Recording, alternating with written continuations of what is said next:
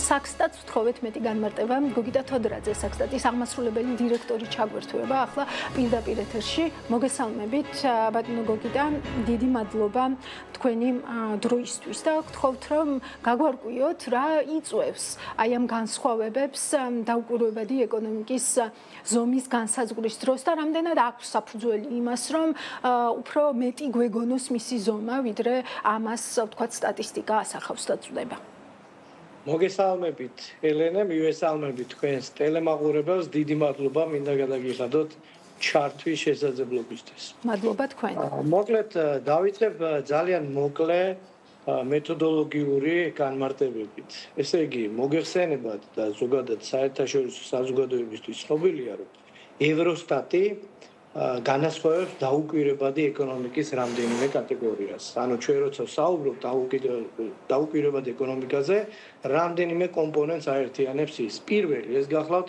ფარული ეკონომიკა, ანუ ეს არის შემთხვევა, როდესაც საქმიანობა ლეგალურია, თუმცა წარმოებლები არ არიან დარეგისტრირებულები. მაგალითად, უძრავი ქონების გამქირავებლები, გარკვეული კატეგორიის ბაზრებსა და ბაზრობებზე მოვაჭრეები და ასე შემდეგ. მეორე კატეგორია გახლავთ არალეგალური წარმოება. ასევე არსებობს ერთ-ერთი კატეგორია, როდესაც მწარმოებლები არ არიან ვალდებულნი დარეგისტრირდნენ თქვენს ახსენეთ, მაგალითად, ძიძები, რეპეტიტორები, ასევე საკუთარ მამულში მომუშავეები მიეკუთვნებიან აღნიშნულ კატეგორიას. ასევე სტატისტიკური დააკვირვების მიღმა დარჩენილი რეგისტრირებული ეკონომიკური სუბიექტები შესაძლოა იყოს დაუკვირვებადი ეკონომიკის მიზეზი არასრული დეკლარირება, ანუ ეს არის შემთხვევა, როდესაც კომპანია ნაკლებობით აჩვენებს შემოსავლებს ან ზრდის ხარჯებს. და მესამე გახლავთ მაგალითად ცდომილება, რომელიც შეიძლება იყოს ერთ-ერთი ამისი მიზეზი, მაგალითად შერჩევის არასაკმარისი ზომა, არასწორი შერჩევის მეთოდი და ასე შემდეგ. თუმცა ამ შემთხვევაში ამას ჩვენზე გავლენა არ აქვს. ზოგადად საერთაშორისო მეთოდოლოგიის მიხედვით დაუკვირვებადი ეკონომიკის შესაფასებლად საქსტატი იყენებს რამდენიმე მიდგომას. და ეს მიდგომები და მეთოდოლოგიები, რა თქმა უნდა, ნაკარნახებია ზუსტად საერთაშორისო ორგანიზაციების მიერ. რა მიდგომებზე გვაქვს საუბარი?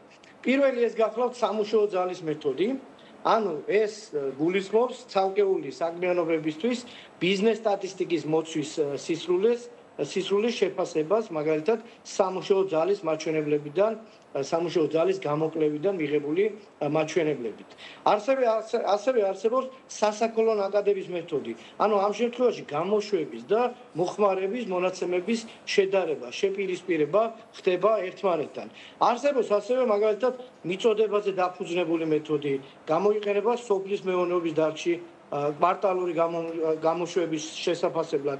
არსებობს რა თქმა უნდა ექსპერტული შეფასებები და როგორც მოგეხსენებათ და საქსტატიდანაც ხართ ამასთან დაკავშირებით არაერთხელ ინფორმირებული რომ ჩვენ ყოველწლიურად სხვადასხვა პერიოდულობით სხვადასხვა სექტორში ვატარებთ დაუკვირვებადი ეკონომიკის სპეციალურ კვლევებს, ანუ ვირჩევთ და პრიორიტეტს ვანიჭებთ იმ სექტორებს, სადაც ჩვენი შეფასებით მაღალია დაუკვირვებადი ეკონომიკის ალბათობა.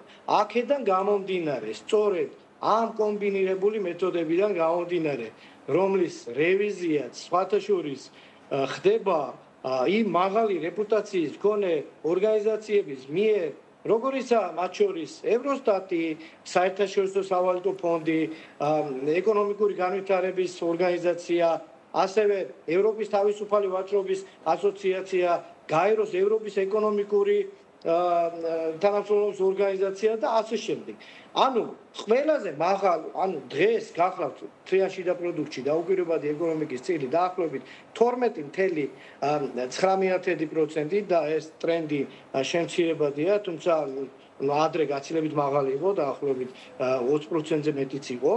დღეს ერთ-ერთი ყველაზე მაღალი გახლავთ დაუკვირვებადი ეკონომიკის მასშტაბი, ასე ვთქვათ, სასტუმროებისა და რესტორნების სექტორში და ასევე თქვენ ახსენეთ სხვადასხვა სახის მომსახურების სექტორში, აქვე განმარტავ ოდნავ მოგვიანებით თუ რა საქმიანობებს აერთიანებს აღნიშნული სექტორი. ხო, აი ეს სხვა სახის მომსახურება ძალიან მნიშვნელოვანი არის, იმიტომ რომ 72.2% არის, ხო, ანუ კონცენტრირებულია. განმარტავ, ანუ კიდე არის რამდენიმე სექტორი, სადაც შედარებით მაღალია მაღალია აღნიშნული მაჩვენებელი. მაგალითად, ვაჭრობის სექტორი რამდენადაც მახსოვს 17%-მდე მერყეობს. ასევე არის ხელოვნების, გართობის და დასვენების სექტორი 18-19%-ის ფარგლებში ჯანდაცვა.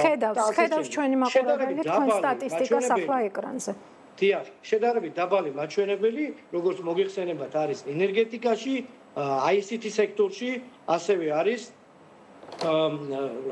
საფინანსო და სადაზღვევო საქმიანობის სექტორში.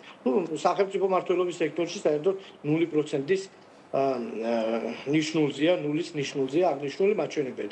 რაც შეეხება თქვენ კითხეთ სხვა სახის საქმიანობაში თუ რა შედის. ჩვენ ხელმძღვანელობთ ეკონომიკური საქმიანობის სახეების კლასიფიკატორით, რომლის მიხედვითაც აღნიშნულ სექტორს მიეკუთვნება საწევრო ორგანიზაციების საქმიანობა, მაგალითად, როგორიცაა ასოციაციები, ფედერაციები, პროფკავშირები, აქ შედის ასევე პოლიტიკური და რელიგიური ორგანიზაციები, აქ შედის მაგალითად ისეთი საქმიანობა, როგორიცაა პირადი და საყოფაცხოვრებო საქონლის რემონტი, ასევე აქ შედის საკმაოდ გავრცელებული საქმიანობები, როგორიცაა მაგალითად სილამაზის სალონების მომსახურება, მაგალითად ქორწინების, დამძალავი ბიუროების მომსახურება და ასე შემდეგ. და აქედან გამომდინარე, ჩვენ გამომდინარე იქიდან, რომ სხვადასხვა სპეციფიკაციის მომსახურების საქმიანობებს აერთიანებთ და ჩვენც დავისახეთ მიზნად და სწორედ რამდენადაც მახსოვს გასულ წელს მოახდინეთ აღნიშნულ სექტორში დაუგვირებადი ეკონომიკის შეფასება. ასევე თქვენ ახსენეთ ერთი საინტერესო მომენტი, რომ არის გარკვეული ტიპის საერთაშორისო ორგანიზაციები, რომელიც შედარებით მაღალ ნიშნულზე აფასებს არა მხოლოდ ჩვენი ქვეყნის, არამედ სხვა ქვეყნის ეკონომიკაში დაუკვირვებადი ეკონომიკის მასშტაბებს. რაში შეიძლება იყოს განსხვავება? პირველი განსხვავებაში შეიძლება გამოწვეული იყოს შეფასებისას გამოყენებული მეთოდით, რა თქმა უნდა, მაგრამ მე აღვნიშნე კიდევ ერთხელ გავიმეორებ, რომ ჩვენ აბსოლუტურად საერთაშორისო დაღიარებულ მეთოდებს ვიყენებთ. მეორე, განგალიშებებში წინასწარი მონაცემების აღებით შეიძლება იყოს ზოგ შემთხვევაში ეს განსხვავება და ასევე გასათვალისწინებელია ის, რომ ზოგიერთი შეფასება წარმოადგენს კონკრეტული ექსპერტის სამეცნიერო ნაშრომის შედეგს. აი თქვენ რომ ახსენეთ მაგალითად თუ არ ვშტები ახსენეთ საერთაშორისო სავალუტო ფონდის, ხო? ის საერთაშორისო სავალუტო ფონდის იმ დოკუმენტშივე წერია, ეს ახალი თემა არ არის, მოგიხსენებათ, 7-8 წელია ამაზე მიმდინარეობს დისკუსია და მსჯელობა.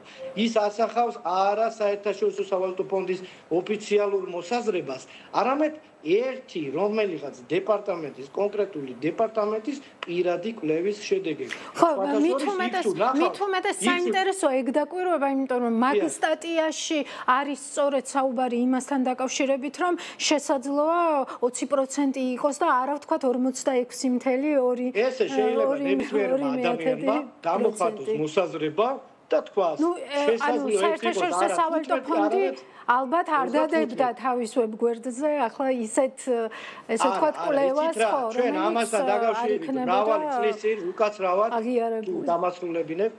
ჩვენ მრავალი წლის წინ კომუნიკაციაც გქონდა საერთაშორისო სავალუტო ფონდთან და მათ დაგვიდასტურეს, რომ ეს არ არის ჩვენი ოფიციალური პოზიცია და წარმოადგენს ერთ-ერთი დეპარტამენტის, აღარ მახსოვს რომელი დეპარტამენტია, რომელიღაც კონკრეტული ექსპერტის კვლევის შედეგები. ჩვენ ამ ექსპერტთანაც გქონდა ადრე კომუნიკაცია და არა და ეს კვლევა ყველაზე ახლოს არის იმ მაჩვენებლებთან, რასაც საქსტატი ამბობს, რომ რეალურად არის ქვეყნის აი ეს IMF-ის აი ეს კვლევა, რომელზეც მე და თქვენ ვსაუბრობთ, მე სწორედ იმიტომ მოვიყვანე, რომ ყველაზე ახლოა, თქვათ, მსოფლიო ბანკის შეფასებებში უფრო მაღალია ეს მაჩვენებლები ცალსახად და აი ამ კვლევაში შედარებით უფრო ახლოს არის იმასთან, რასაც საქსტატი ადგენს მოსაზრებას IMF-ის შედეგებით ერთ-ერთ წელს მახსოვს, სადღაც 40%-ზე მეტად იყო შეფასებული დაუგვირებადი ეკონომიკის მასშტაბები და სწორედ ეს ის პერიოდია, როდესაც ჩვენ გქონდა ევროკავშირის პროგრამა Twinning-ის პროექტი დანიის სტატისტიკის სამსახურთან და დანიის სტატისტიკის სამსახურის დაუგვირებადი ეკონომიკის მასშტაბი იყო რადიკალურად რამდენჯერმე გაზრდილი რაოდენობით წარმოდგენილი იგივე რეპორტში რამდენადაც მახსოვს, რომელსაც და რა არის ამის მოტივაცია? ეს ამის მიზეზი რაც არის, ეს უნდა კითხოთ იმ კონკრეტულ ექსპერტს, რომელმაც გამოხატა ეს მოსაზრება. ჩვენ გქონდა კომუნიკაცია მათთან, კონკრეტულ ექსპერტთანაც და ვერ მივიღეთ ამასთან დაკავშირებით პასუხი. და BTI-ის ინდექსშიც იგივე ხდება? რასთან? BTI-ის ინდექსშიც იგივე ხდება, იმიტომ რომ აქაც რეალურად მეთოდოლოგიას იგენებს. მე არ ვფლობ ამასთან დაკავშირებით ინფორმაციას. მე თავს რაზე დავდებ, გახლავთ ის, რომ ყველა ის მეთოდი და მეთოდოლოგია და ყველა ის ნაბიჯი, რომელსაც ჩვენ დაუკვირვებადი ეკონომიკის შესაფასებლად ვიყენებთ, არის ნაკარნახევი საერთაშორისო ორგანიზაციების მიერ და სრულიად შეესაბამება იმ საერთაშორისო სტანდარტებს. და ვთქვათ, საფუძველი არ არსებობს. ეს გახლავთ მათ შეფასებებს. კი ბატონო, მესმის სრულად. მადლობა ამ განმარტებისთვის. ანუ საფუძველი არ არსებობს. შესაძლებლობაც გვაქვს.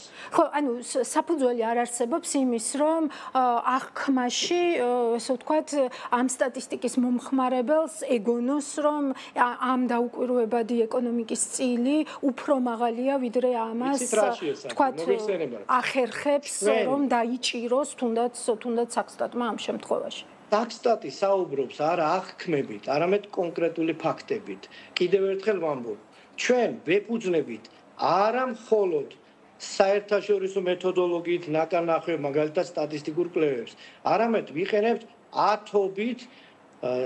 ათობით ადმინისტრაციულ მონაცემთა წყაროს, რომელიც ახდენს ზუსტად იმ კვლევის შედეგების ვალიდაციას და დაუკვირვებადი ეკონომიკის მასშტაბების შეფასების შესაძლებლობას. მიღებულია თქვენი განმარტება და პასუხი, ბატონო გოგიტა და სულ ბოლოს კითხავთ, სანამ დაგემშვიდობებით, აი ეკონომიკურ ზრდასთან ერთად რამდენად თანმიმდევრულად მცირდება დაუკვირვებადი ეკონომიკის წილი საქართველოში, იმიტომ რომ საშუალო მაჩვენებლებს რომ ვუყურებთ, დაახლოებით ერთი და იგივე დონეზეა, ესე ვთქვათ, აი რა იწვევს ამას ამ შემთხვევაში?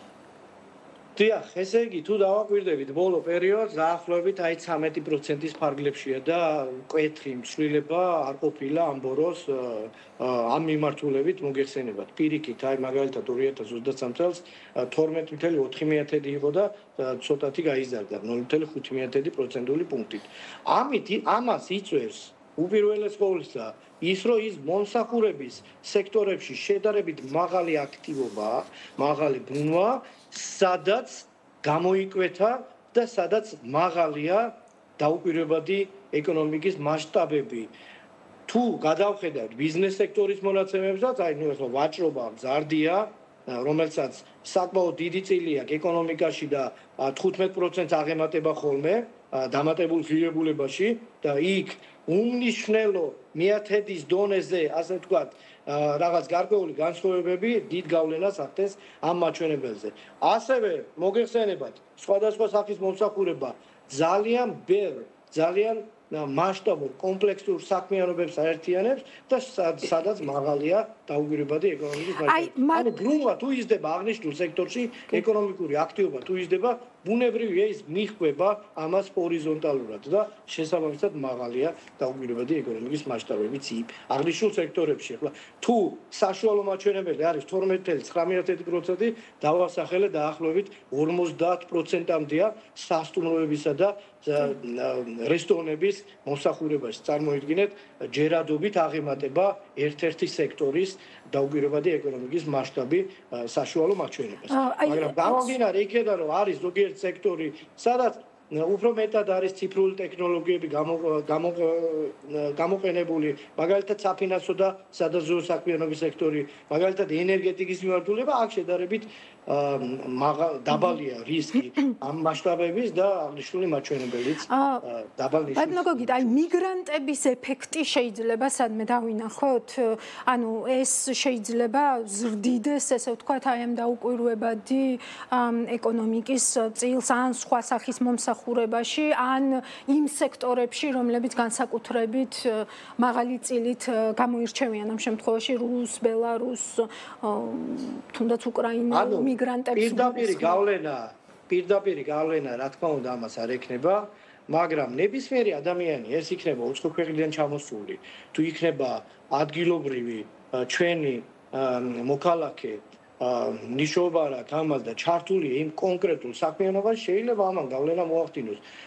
მაგალითად, თუ ვაჭრობაში დაუკვირვებადი ეკონომიკის მასშტაბი მაღალია და შესაბამისად ამ სექტორში არის პირობიდან ჩართული, ასე ვთქვათ, უსკო ქვეყნის მოქალაქეები, არაპირდაპირი გავლენა შეიძლება ამასაც ჰქონდეს, მაგრამ ვიცით რომ თეორიულად გასაგებია რომ ეგრე იქნება, პრაქტიკულად ასეა თუ არა, ამას გეკითხებით, ანუ რეალურად არის თუ არა ეს ერთ-ერთი ფაქტორი. არ ამგონია რომელიმე სტატისტიკის ოფისი სწავლობდეს დაუკვირვებადი ეკონომიკის მასშტაბების შესაბამისად. მე არ მახსენდება ყოველი შემთხვევისთვის, რომ პირდაპირ კორელაციური მა იყოს ამასთან დაკავშირებით. არის კაცრად განსაზღვრული მეთოდები და კონკრეტული სექტორისთვის კონკრეტული მიდგომის გამოყენებაც კი არის ხოლმე რეკომენდირებული, რომელსაც მივყვებით ჩვენ და ჩვენ გვაქვს დამეთანხმებით ალბათ ძალიან ნაყოფიერი და მჭიდრო თანამშრომლობა, მათ შორის გაეროსთან, ევროსტატთან, განვითარებული ქვეყნის სტატისტიკის სამსახურებთან, საერთაშორისო ასე ვთქვათ, სავალუტო ფონდთან და ჩვენ მათთან ვიხილავთ ხოლმე ნებისმიერ საკითხს, რომელიც ამ თვალსაზრისით რაიმე გაუმჯობესების თუ დაბგოლების ფაქტორი შეიძლება იყოს. დიდი მადლობა ამ განმარტებებისთვის და ასე ვთქვათ, ჩვენი შემდგომი მსჯელობისთვის და მიცემისთვის. ეს იყო გოგიტა თოდრაძე, საქსტატის აღმასრულებელ დირექტორს უსმენდით პირდაპირ ეთერში. მე მას მადლობას